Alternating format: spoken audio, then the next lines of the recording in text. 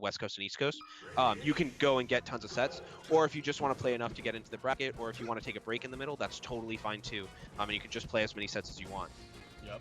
And so, that being said, we're now hopping into this winner semis match, and we see some, CC gentlemen back and forth, and do the first tech chase of the match. Oh, misses the stomp. Oh, he finds the knee, and yeah, that's easy. Brutal. The mix-up between like reaction tech chasing and reads is like so funny in this matchup because like the reads are so high payoff, but the reaction is actually not that hard, right? Like Falcon is one of the easier characters to reaction tech chase because he doesn't have a shine out of it and he doesn't have the best tech roll. So, yeah, okay. That up B feels kind of bad. Yep. Oh, but Johnny finds the knee to punish the nair. That's wild.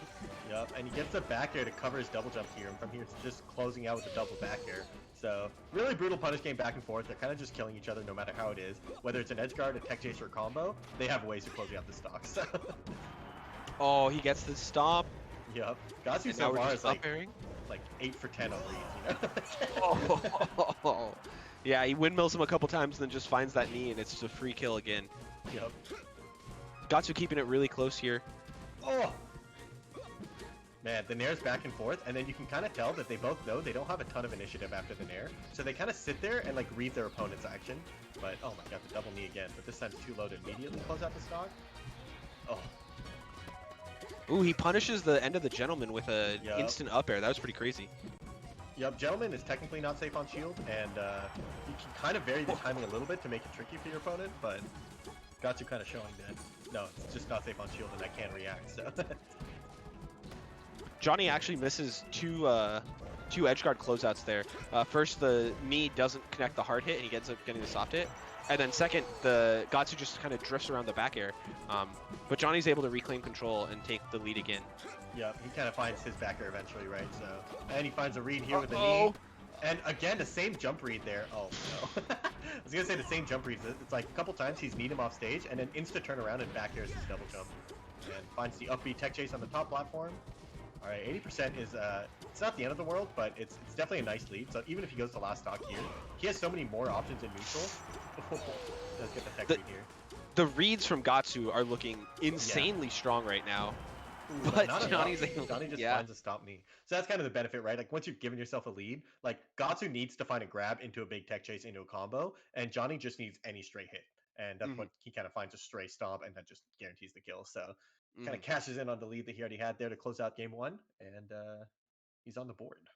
Yeah, and that's one of the things about Falcon, right? Like, there's some characters where, you know, as you get higher into percents, it becomes hard to find that, or you get limited in your options on what hits will lead to a kill. Falcon really doesn't have that problem. Yeah. You find any hit, and it feels like, and maybe this is coming from a non-Falcon player, but it feels like any hit opens into a combo that's going to get the kill. Yeah, like once he's at like 120, like gentleman is a kill, nair is a kill, up air is a kill, back air is a kill, like everything. So the only thing is like sometimes your nairs don't quite connect together and then lead to the right combo or something. But for the most part, you're just fishing for the kill moves, right? Like you stop throwing out, like single hit nairs or something, and you even kind of stop grabbing as much.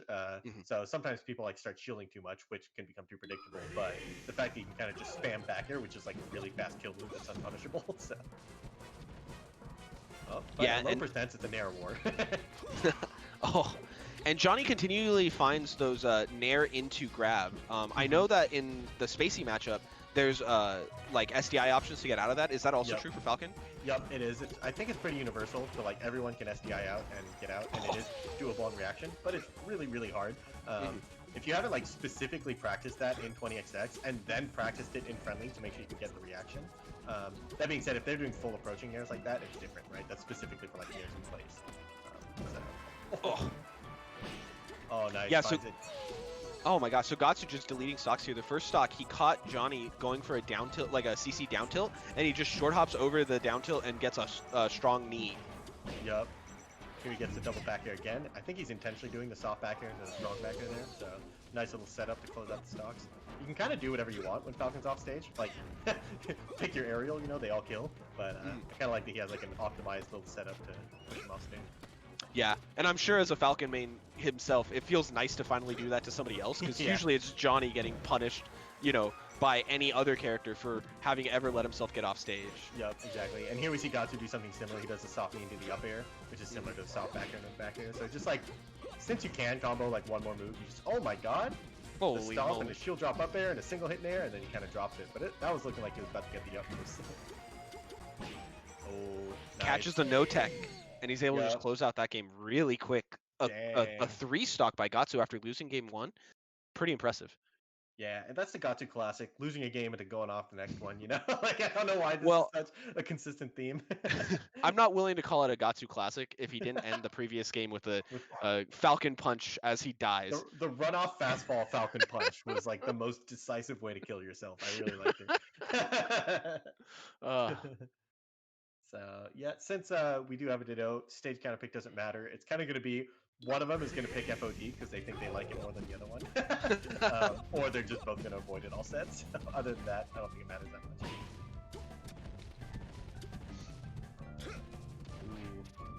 Oh, the single hit nair into a single jab was really interesting by Gahtzu. Doesn't pay off this time, but looked like a pretty panic-inducing setup. Yep, exactly. And I kind of like when they're like doing these nair wars where they kind of trade nairs back and forth. Kind of reminds me of like Falcon Dittos when you trade lasers back and forth, you know? They're both trading like single hit nairs and then they reset and they do it again, they trade again. And one mix-up you can do is you've thrown an instant up air instead of a nair, and that kind of just beats out the nair. But they both just trade the stocks and gentlemen the 3 stocks. Yeah, these games are so brutal because it's just like both Falcons just get completely deleted, right? It's just like they're there and then they're not. Exactly. So I think Johnny had like a setup there for the wall jump, and he kind of like pulled back. He's like, nah, I'm just gonna be back. I don't want to like risk it on that right now. So nice, back there in a knee, classic DI. This is another one of those spots where like, what am I supposed to DI that out? Like, it's a really strong move. Like, so, kind of checkmate. Oof. Oh, nice. That's kind of a mix-up, too. Instead of the gentleman, he does 2 jabs and then just looks to dash dance. And he does it again right there. Yep. And there he goes for the full gentleman, recognizing that he caught Johnny off the ground. Oh, CC's back and forth. He CC down tilt, but Johnny just CC's the down tilt. So. Yeah, it seems like both players are really ready to punish CC down tilt with their own CC options, or like we saw Gahtzu do it with the short hop knee. Oh, finds the hard hit of the knee there. That was disgusting. Yep, and that was like kind of a tricky one. It's definitely like, it's stomp knee, but sometimes, you know?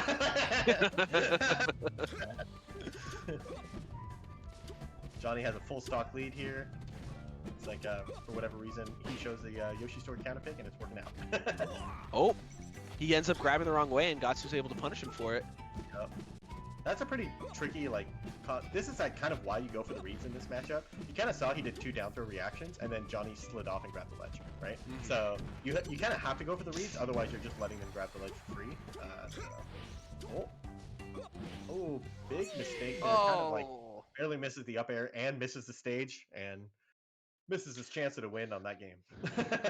All right, well, that was a bit unfortunate for Gahtzu. I will say Johnny built up a huge lead, and then Gahtzu kind of chipped away at it for the rest of the game.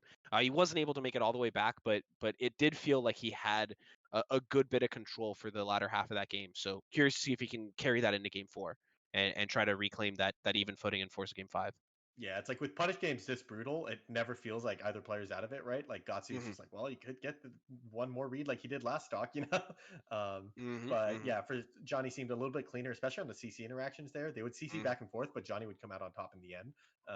So making sure that like you end your CCs, like CC down tilt starts working once down tilt knocks down, right? Otherwise you got like CC gentleman and then be ready for their CC nair or something, right? So it's like back in the days, the interaction started in neutral. Nowadays, the interactions start when you hit your opponent, right? And that's when you start playing the game. And like, it really shows. Like, defense is so far now that the game just gets more and more interactive, even while you're hitting your opponent. So. Yeah, exactly. And the other thing that I find really fun, we saw it once already this game, where that's unfortunate for Johnny. But you're expecting the CC from your opponent, and then they shield, and then they can just do something stupid like a shield grab, because you just weren't looking for that. Yeah, not to mention that they're probably CCing during the shield grab too, so there's like another layer of that. Like, even if you expect the shield and the shield grab, you then got to be ready for the CC still. So. Ooh. A lot of chip hits there. He's not quite finding the conversion to the grab, which is kind of, we were talking about the SDI. Sometimes you don't even need it. Sometimes you're just so spaced that you can't like convert the second hit, right? So a lot of kind of just feeling each other out, looking for the next big hit. Oh. Gahtzu's kind of adapted to that jump read that S2J was doing. He knocks him off stage, and now instead of double jumping back on, Gahtzu air dodges back on. And S2J like looked like he was waiting for it there, but then he like hit. And again, we're seeing a lot of adaptations where both players are trying to find places to sneak in a dash dance. So we're seeing a lot of 2 hits of Gentleman's and then dash dance instead of going for that 3rd hit. And then places where you'll see like them just running away from the narrative to create a little bit of space. So interesting to see those kind of adaptations. And the tried and tested jump read works again, where Johnny kind of pushes him off stage, turns his back. Oh, but the stomps are just going to close out this stock over and over and over again. Nothing you can do about that. Even if you meteor cancel, you lose a little bit of height every time, and eventually the stomps push you down so fast that you can't do it. I do think you can wall tech it and like maybe wall tech air dodge or something, but you're pretty good there. Like Falcon can kind of react, so. Oh, he all the way to the corner. Crouch. Yeah, he really expected the roll there, but doesn't matter. Has so much pressure that he kind of finds another hit, gets the double knee off stage, and pushes it to a game 5. Yeah, and that's one of the nice things about a play like that where you've already pushed them all the way into the corner. Even if you go in for a read and you're looking, like, for example, for the roll-in like he was here, right? The option Johnny picked didn't give him that much more control, right? He picked a full hop, and it's like, okay, well, now I'm crouching under you, and you full hopped over me. I'm still kind of fine. Yeah. So that's really the advantage you get by building that stage control over a few interactions. Yeah, and for Gahtzu not to like actually full commit into the corner. Like run up crouch into the corner allowed him to dash back out of crouch and then keep moving. If he had gone for a grab into the corner, if you miss that, you're kind of screwed. You've given up all stage control. But he gets to go all the way into the corner and then run right back out. And it's kind of like a fake out where he like, I'm going all the way there, but I'm actually not committing to anything. I can still cover your escape option. Here's and the so FOD it looks like we were talking about. Yeah, Johnny thinks he's more comfortable on this stage. We'll see if that's right. I think both these players last week showed a ton of control on this stage, so yeah. Curious to see who comes out on top. Quick push off with the up air there, pretty good. Closes out the stop. And right there, that was like, that could have gone either way. They were both like scrapping, like finding hits, and they both comboed each other 80, and Gahtzu's just the first one to find a conversion that he needed, so. Yeah, and it seems like the continued theme of this tournament so far for S2J is being able to find stomps in random positions. I was gonna say that's the first like FOD specific stomp, right? He stomps through the platform, and Johnny's like, haha, my counter pick, you know? Yeah, and Johnny just keeps finding these stomps in these awkward positions where I think it's mostly crouch cancel reads, but obviously in that case it was like just knowing his. There's Johnny right back to him. That's how Gahtzu closed out one of the last stocks, right? Where he just stopped him over and over again. And Gahtzu actually did have better defense. He wall-tech back aired and then came back on. Johnny almost covered it anyways, but Gahtzu does manage to come back on. So pretty impressive stuff. Big trade. All right, so 3 stocks to 2. Gahtzu looking like he's got to close this out pretty quick. Yup, and he does find a grab. Into the read, but the platform saves him. It actually just like raised up just in time so that Gahtzu couldn't get the strong knee. Doesn't matter, he finds a different way to close out the stock anyways, but the stage forced him to get a little creative. And again, we're seeing the up airs being sort of the closeout option that Gahtzu's going to most often. Whereas Johnny's mostly looking for like the double back airs or finding the knees. Gahtzu seems to be getting all his openings with those up airs. Yep, and that's part of that is stylistic. It's kind of like, yeah, choose whatever you want to push them off stage with. Part of it is how they set up their edge guards and their combos. So, yeah, Gahtzu finds the lead though right now. So we're getting to the last stock of, possibly his Winter's Bracket run here, and we're gonna see if Johnny can bring back. Goes to the read, doesn't get it. There's all the way into the corner this time. We've been seeing a lot of like fake pressure into the corner, and this time he actually does commit. So, kind of catches Johnny off guard. Oh, back air knee again, kind of like what you're talking about. That's how Johnny's been finding his openings. He finds the meaty hits instead of just like pushing him off stage sometimes, you know? Yeah, and I like the choice to go for the reverse knee there. He probably could have gone for another back air, but he had the timing and the angle because Gahtzu was so far off stage already that it's just easy to close it out. Yup, and we're finding some CC interactions back and forth. Gahtzu's the one who's earned his lead, but he loses his jump. Dash attack's a guaranteed hit there. This is not a super free edge guard. Okay, he had to kind of like find the up air there, but he didn't find it. Allowed Gahtzu to get over him, and now he gets back on stage. But a tech chase misses the knee! Just barely on the missed tech, and Gahtzu actually closes it out. Absolutely insane. He actually had the read, right? Like he read missed tech. He just missed the knee. So Oh, that's a devastating way for Johnny to lose it, but yep. good stuff to Gahtzu to close it out.